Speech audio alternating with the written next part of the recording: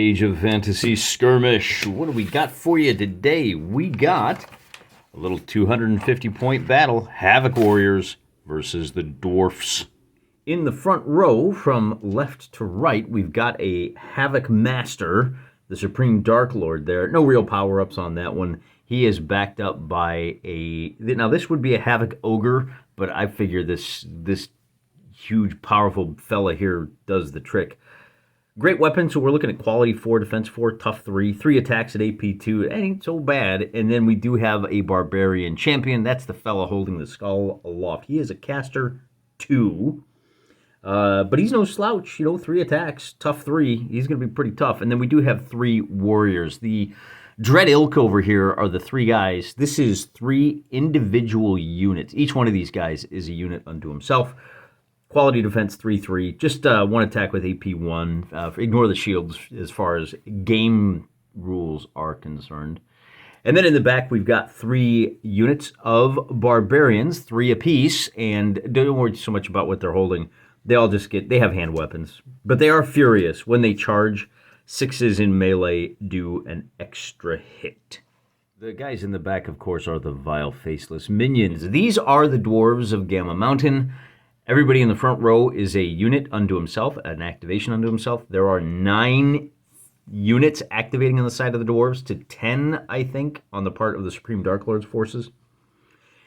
Now, all the dwarf figures here come from the Demon World line of 15mm figures. In fact, that's where the Dark Lord himself comes from, and a couple of those scary-looking Dark Knights that he's got. The big red pudgy guy is a scale-neutral demon from Alternative Armies. The guys in the red robes are a mix of figures from Alternative Armies and Demon World. If you buy the Dwarf pack, the Skirmish pack from the Demon World line, this is what you get. All 12 of these figures. They're not quite enough to field a 250-point force, so I added in a rock monster from Splintered Light. This is an earth elemental. We're going to call him a Golem. Quality 4, defense 3. He's got the 3 attacks at AP 1. Everybody here is slow. The Golem, interestingly enough, has Strider. I gotta remember that. That seems a little weird to me. But he's an Earth Elemental, right? So yeah, he's just going to slide through the Earth. The Dwarf Champion is Battle Eager, which will help. And for those of you that don't know, this model went up to 3 friendly units within 12 inches at the beginning of the round. Ignore the slow rule. So slow means instead of moving 6 inches on an activation, you move 4. Instead of charging 12 inches, you charge 8. Going to be a real problem, except we do have the Battle Eager. So that'll help. Now, the next 2 guys here in line, these guys are going to be... this guy here is Hammer Elites. He's got the big spiked hammer. Quality 3, defense 4. He gets 2 attacks at AP 2. And then we have 2 Berserkers. See these guys with the big axes? These are our, like Troll Slayer type figures. And you can get Troll Slayer figures, the shirtless, tatted up, kind of chubby, beer-swilling beardo guys. A lot of you miniature wargamers out there can relate. So if you like the more traditional look of the, you know what I'm talking about, you can get those in the Demon World line as well. And then these last 2 guys down here, these are Scouts, which is great because they have Scout, which means they get to move up to 12 inches ignoring terrain. Holy cats, they can deploy anywhere on their half of the battlefield. That's going to be huge for slow figures. They can really get out in front of things. The 2 units in the back, of course, are just straight-up dwarfy warriors. So those Gamma Boys are not going to have... Oh, no, wait. I did buy 1 power-up. This guy here with the sword is a sergeant. We'll have to remember that he rolls a different color die because he's at +1. Everybody's 4 quality, 5 defense that dominates this army list. The sergeant here, you only get 1, so that's the one. He will get the +1. And then both of these units do have shield wall, which gives you a +1 to defense rolls that are not from spells. Ooh, that's pretty good. So these guys are going to be pretty sticky. Let's take a look at the terrain. For terrain, I noticed that we're supposed to have a 4x4 table. Look, I'm just going to give all of the measurements in standard rules as written. I'm playing in 15mm, so my table is 2 feet by 2 feet. I had been using, and I'm just going to call it 4 feet by 4 feet. So people advance 6 inches, which of course on my table, 6 inches looks like that. Now, that's important because we've got 9v9 today. And if I played this on a 4x5 foot table, that would give us a lot of extra breathing room for those troops to move around. Playing on a 4x4 foot table means that when you have 9 or 10 units in your army, they're going to be tripping all over each other. That's an important consideration. If you've got 4 units in your army, you might want to constrict the table going up against a 10-unit army, because they're going to struggle. It's going to be like a Napoleonics game where they're going to struggle to bring all the resources to bear as their figures are basically choking each other out. For our terrain today, everything north of this road is swamp. See, I even have the swamp mushrooms over there. See, aren't they cute? I just made those out of like wooden dowels. That means everything over there is difficult terrain. This piece is not just difficult, it's hazardous. Anybody that moves through there, got to roll a d6 for every wound you got. On a 1, you take a hit. I have a little road. I don't know if you can see it here. I folded my terrain cloth under to make it 2x2. So this foot of the table, is it a foot? It should be about 6 inches, actually. 10 inches. This 10 inches, there's a little ridge running through here. When you try to move from down here to up here, counts as difficult terrain. The stone circle is a magic circle. It is hazardous. When you move through there, roll a d6. On a 1, you take a wound. Everything else blocks line of sight and movement and bow fire. And the other thing with a hill is if you're on top of the hill fighting a guy that's down below, you have a +1 to your defense rolls, and you ignore 1 piece of terrain. So the only shooters we've got on the table are the spellcaster for the barbarians and the 2 scouts for the dwarves. As usual, what I'm going to do to determine, now in a normal game, you would set this up and then you would do your objective markers. And we'll do that because we are very normal people after all. Before we can place objective markers, we need to know where the deployment zones are. I'm going to roll a d8 and it's going to go 1, 2, 3, 4, 5, 6, 7, and 8. So the odd numbers will be the corners.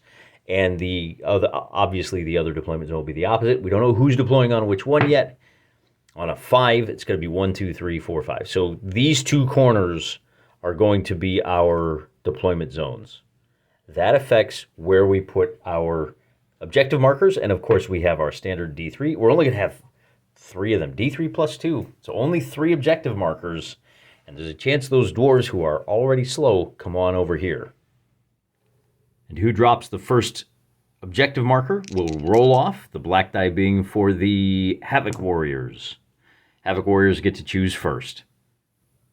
The Havoc brothers drop their first way over here, figuring the dwarves are so slow they can afford to give up the 1. The dwarves say, well, we'll go ahead and take the 1. We'll drop a second one over here, so wherever we deploy, we know we have 1. And then because they have the 3rd, knowing that they can win any foot race you care to name, the Havoc brothers drop their second objective marker up here on the edge of the hill. They know they can get there first. So the next order of business is to roll off to see who deploys first. And once again, the black die will be for the Havoc brothers. Havoc brothers get to deploy first. The Supreme Dark Lord opts to deploy his 3 kind of mook units up in the front, and then he's got his Havoc Warriors. So these guys are the group. The Supreme Dark Lord drops his Vile Faceless minions up in the front line. He's going to run them first, use them kind of as a blade of, see what kind of damage they can do, and then we'll follow up with the Dread Ilk, the Spellcaster, Leader, and of course, the Ogre over on that side. Now, the Dwarves are not quite done deploying yet, but they have adopted basically a wedge formation. They're going to drop a unit of boys to grab this. They can bring their Hammerer, the Barbarians, all of these guys. They got 1 more unit over there of warriors who are going to make the sprint to try to grab this. But remember, they have 2 more units that they have to deploy, and that is going to be their scouts, right? And the scouts can deploy anywhere up to 12 inches away from their deployment zone, which means they start the game out of the swamp and within striking distance of objective number 3. Havoc brothers, you just got outrun by dwarves. Now, they're not particularly strong, but they are shooters, so they should be able to have some luck. They can grab that point on turn 1, and then by turn 2, they can start whittling down the attacking numbers of the Havoc brothers. Problem is, the Havoc brothers get the first activation. Coming to the close of turn number 1, just as we expected. These are the 3 power chips for our caster 3. He didn't cast any spells. We've got our Havoc. I keep calling them Havoc brothers. They're just warriors. I don't know why I keep calling them brothers. Our leader here is here in the center, ready to go wherever he needs to give support. And notice single file for these warriors. If they go down the hill, then they're only going to be able to advance back up. So a little bit strung out over there. As for the dwarves, they're going to be able to seize this objective marker. They had to stomp right here. You remember, you got to stomp within 3 inches of the marker. We could probably sneak them up just about another half an inch. But everybody is still in the swamp, except for, well, not everybody, I guess, because these warriors managed to get to dry land. Remember the golem, he has Strider, so he's kind of taken up a center position going, because we're not quite sure which way he needs to go yet. This crossbow dwarf got to the top of the hill, and he backed way off. He's going to be able to take a couple of shots at these guys before they come to grips. The last figure to go is going to be this dwarf right here, and he's only going to be able to move 2 inches if he wants to take a shot, which he does. And he says, I'm going to go ahead. Now, he's got a crazy long range of 24 inches, so he has some options here. If he fires at the extreme edge of his range, he's a little out of range, isn't he? He's not going to be able to fire at these guys because of the terrain. If he shoots up the hill, they're going to be at +1. That's going to force him to move around to right about there in order to have a clean shot on this warrior right here. He's one of the Dread Ilk, and that just barely puts him within range. And so we'll roll a d6 to see what happens. And a 6 is going to be a hit with a crossbow, which does rending. That is AP 4. That warrior's defensive 3 is going to drop to a 6 because of the rending, and with a 1, he's going to fail. He only has 1 wound. That means we make a wound check, and with a 6 or a 7, kapow, he is knocked out of the game just like that. That's the end of round number 2, and obviously this objective marker will be seized by the Havoc boys, and then the other dwarf, like we said, over here, they're guaranteed. I'm going to use purple for the dwarves. I don't have blue or orange crystals. I should probably get some. Because the Havoc brothers finished first, they get to take the first activation. They'll move these Havoc boys over to here, getting ready for that charge, and that gives us a chance to move up 4 inches. So we'll slide on over to here. And with an open line of sight, why wouldn't you take a shot at the Supreme Dark Lord himself? Once again, we're going to hit with a 6, and that's going to be AP 4. You only get the 1 attack, but that means that the Dark Lord only saves on a result of a 6. With a 2, he is going to lose his first wound. Kapow. Now, because he's tough 3, he won't start taking any checks, like the wound checks, until he takes his 3rd. But that's the first one. That could be significant later. The big boy moves up. The dwarves move up. The warriors move up. And I realize, oh, you know what? Our dwarfy lord has battle eager. He can drag these 3 guys at full speed every turn he activates first. So if he moves up, he can move the full 6 inches. That puts these guys up on the causeway. Now, these dwarves over here, they still would only have been able to move the 8 inches last turn. So this turn, still stuck here in the swamps, they're only going to be able to move those 8 inches, which puts them up on the road. That's as far as they can go. But none of these guys have moved just yet. So bear that in mind. That will affect our math. If we bring these guys up first, they're not going to get the charge. They'll get to attack first. So we got to think about how we want to play this waiting game. And that's true on both sides, isn't it? Of course, the real downside there is if we move our boss man up to here, I think this is about as far as we want to bring him. We have to activate him to take advantage of his special ability. So we'll move him up to there, and now these 3 dwarves can move a full 6 inches this turn. Then it's going to be these guys' turn to say, all right, you really want to go? Well, no, they still have another guy. They can bring this Havoc warrior. What is he called? The barbarian. They're going to bring this barbarian over to here where he's safe. He's hiding behind that guy. And that way the dwarves can say, okay, well, fine. I've got 4 inches of movement. I don't quite have enough to get up the hill, but at least I can get to here. and that does put me within striking distance. Of course, this shooter can still go, so that really does force the hand of... We're going to go all in on the center here. We're going to bring up our barbarian there. Actually, is that how we want to do it? Yeah, we're going to do that. And then the dwarves say, well, I'm not quite ready to charge it. Well, we could do a one-on-one there, couldn't we? Yeah, let's do it. We're going to bring this hammer dwarf. Can move a full 6 inches, so he will be able to charge into combat, like so. That hammer elite has 2 attacks at AP2. He is hitting on 3s, and with a 1 and a 2, he missed them both. The barbarian is going to counterattack.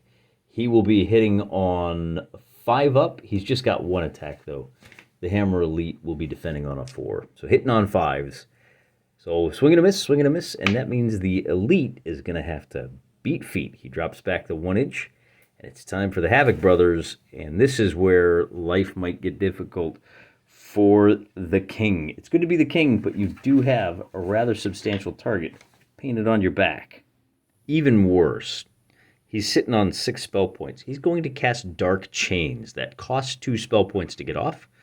He's going to spend another 2 spell points to give himself a +2 on this roll, and I think a 7 is going to do it. He is successful. He is targeting the Dwarven King, and these 3 units back here, Dark Chains reduces their move by 2 inches. So he has now just completely negated the Battle Eager, which may not seem like much, but it might prevent those 4 guys from ever reaching the objective marker that they're trying to get to.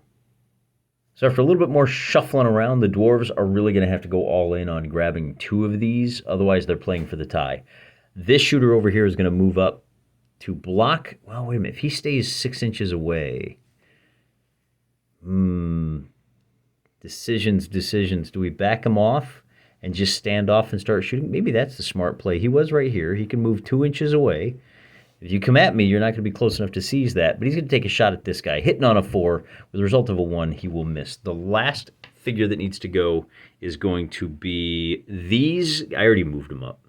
These 3 guys are going to be able to attack, and those are the barbarians. Of course, we're calling them the Vile Faceless Minions. Quality 5. They only have 1 attack each, so we will roll 3 dice to see what they can do to the Dwarf King. Hitting on 5s, I'm going to reroll that one. So they managed to score 2 hits against a figure who has a defense of 4. And he's going to make one of his saves and fail one. That is his first wound. That's not going to be enough, so they will be thrown back in disarray. But they've kind of evened the score for that shot on the boss man. And he had moved up to get out of the line of fire of these 2 shooters. He knows what time it is. He knows what's coming. So that's going to be the end of turn number 2. And, you know, foolishly, I guess, are we within an inch and a half over here? Probably could have seized that. Yeah, we're within an inch and a half. So we're going to give this one to the dwarves by dropping another purple gem. And so the dwarves are, I wouldn't say the dwarven patriots are in control here, okay? There's no dwarf queue going on the table because they got a whole lot of attacks swarming their way. And that's what happened on this turn with the movement. The dwarves have said, we got to get some more reinforcements over here. We're charging uphill. They really just strategically, they probably thought wading through the swamp was a good idea. It didn't catch the barbarians unawares. So we move on to turn number 3. Once again, the barbarians get to go first. The barbarian sorcerer, I don't know, what do they call him? Is he a champion? He's a spellcasting champion. He's just a spellcasting champion. He says, I got an extra 3 to play with. I'm going to spend all 5 of my spell points to cast a little friend called Thornfield. 2 enemy units within 12 inches each take 2 hits. So that's going to be the Hammer Elite and the King. He's going to get this off on, well, anything but a 1. So 3, 4, 5, that's going to be successful. That means 2 hits on the Hammer Elite, 2 hits on the boss. The boss and the hammer guy both save on 4s. The black dice will be for the boss. And he gets, so we got to reroll that.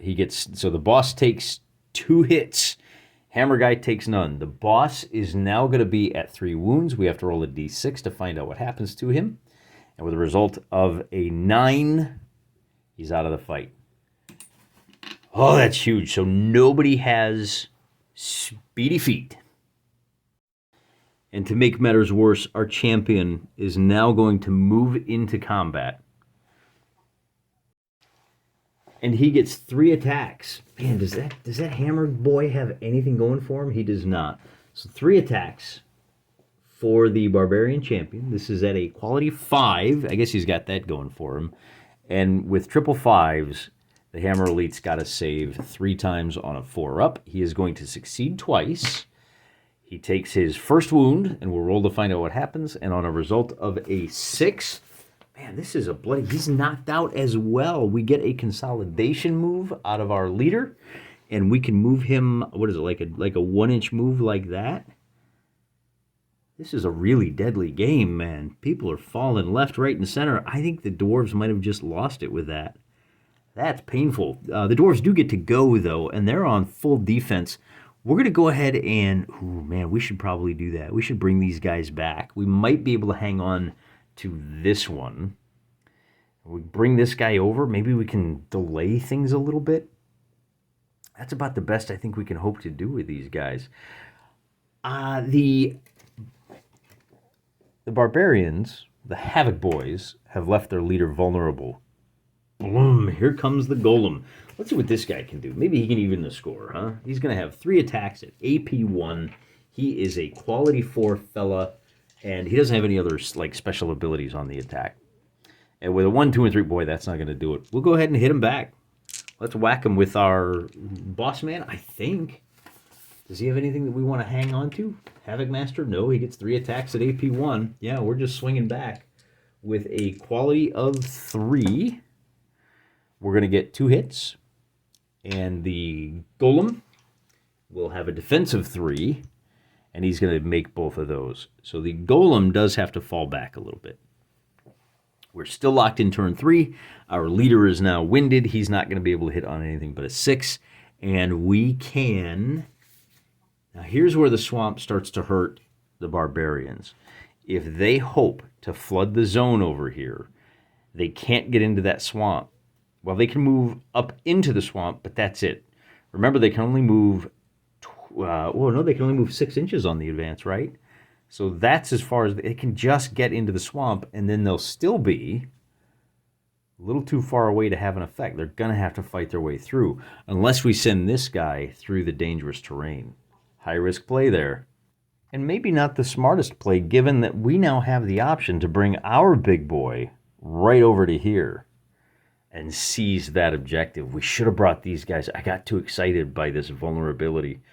These dwarves should have run up the hill, because now when they do attack this guy, he's going to have that +1 on defense. It's going to be a lot harder to whack him. So we'll go ahead and take the shot with this shooty boy. Hey, he managed to do some damage to the king, right? Taking the shot on a 6. Oh, man, we're hitting him with rending again. He is going to fail his save. That will do 1 point of damage. But, of course, when you've got tough 3, you can afford to give up a point of damage here or there. And that is going to leave the Dwarven shooty boy vulnerable to these 3 guys. They are within 6 inches, so they're going to rush up and say, hey, why are you shooting our fat boy?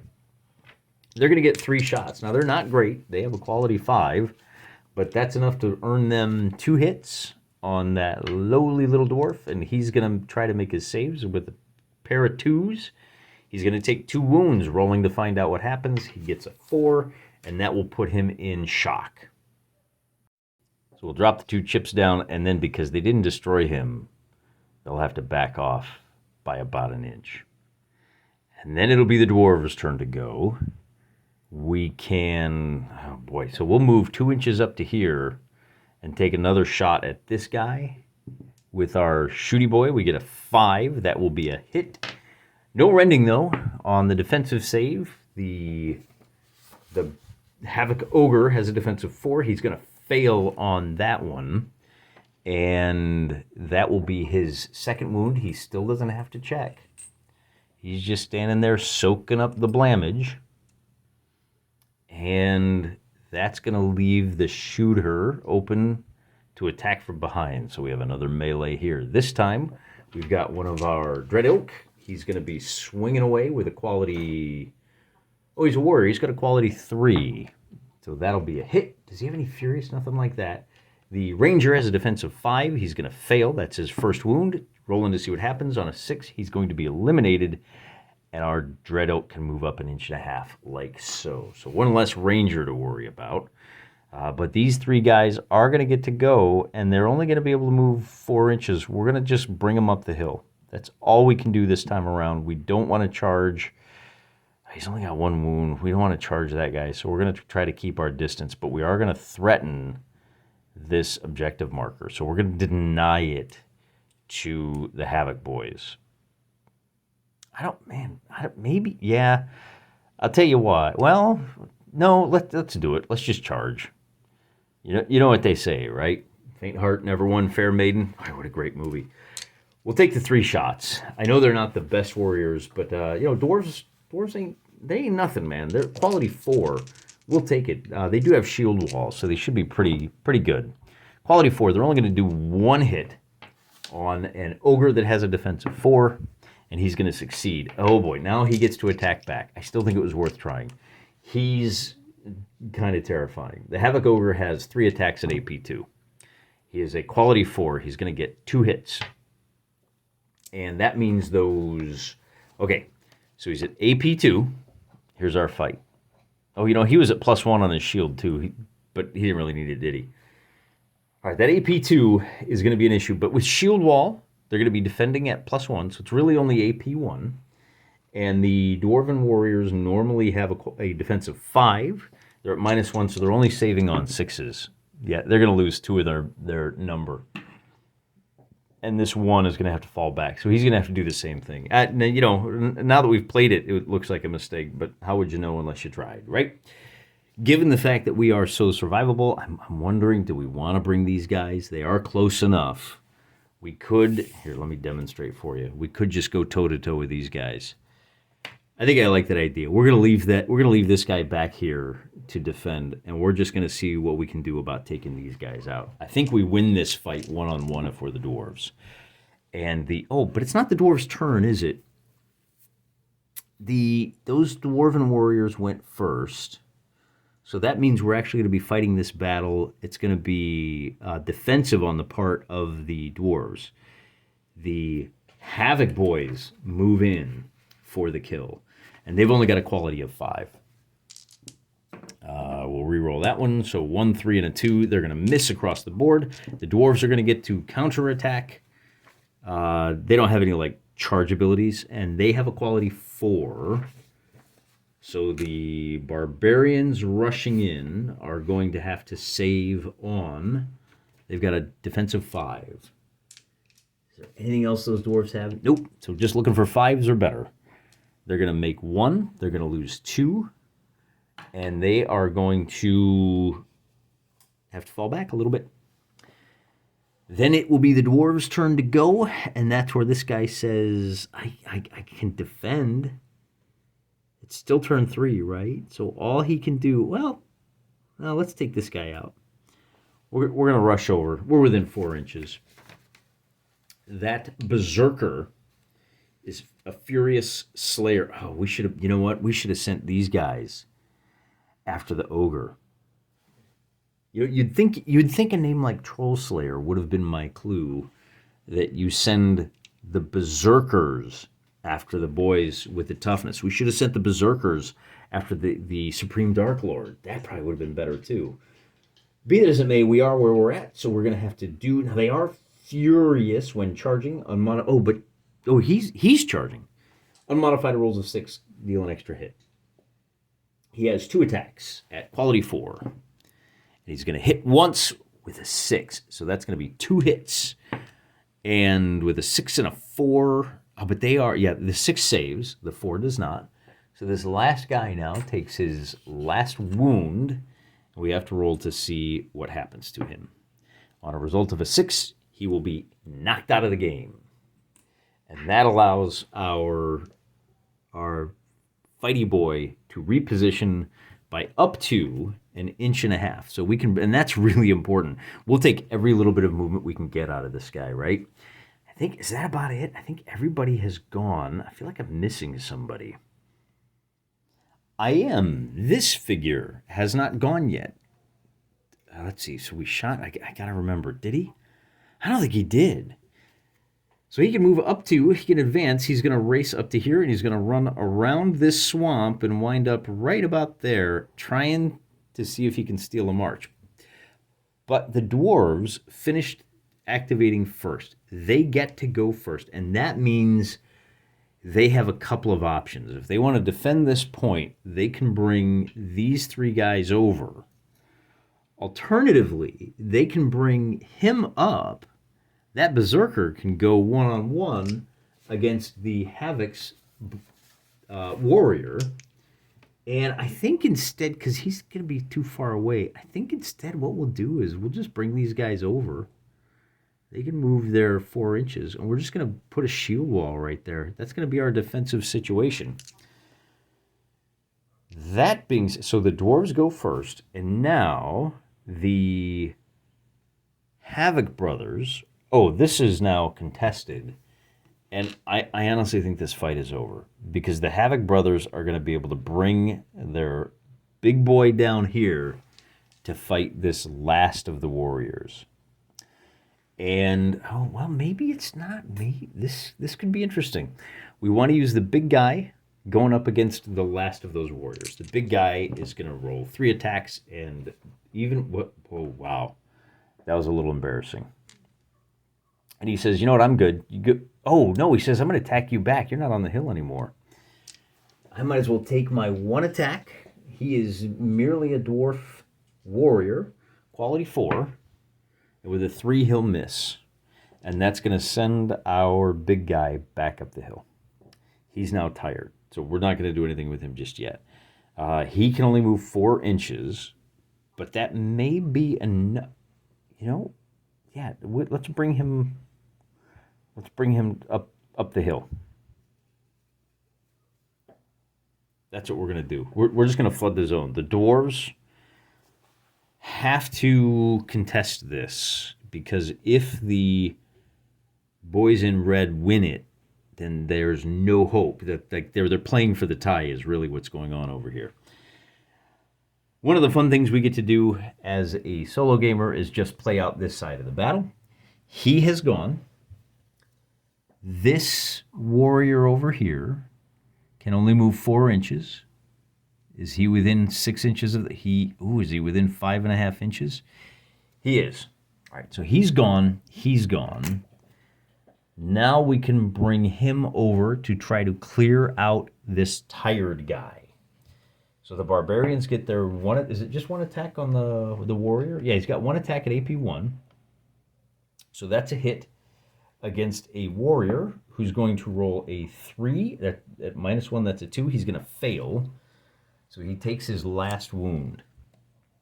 And he's already tired, so he can attack back if he survives this.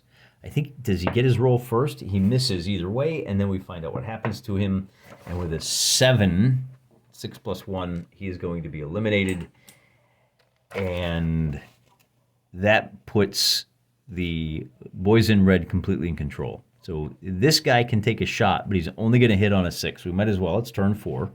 He rolls a 3 and he misses. He's not contesting for that anyway. So everybody over here has gone. And now the only other way that this might change is if this guy moves 4 inches up to here, and he is not within 1.5 inches.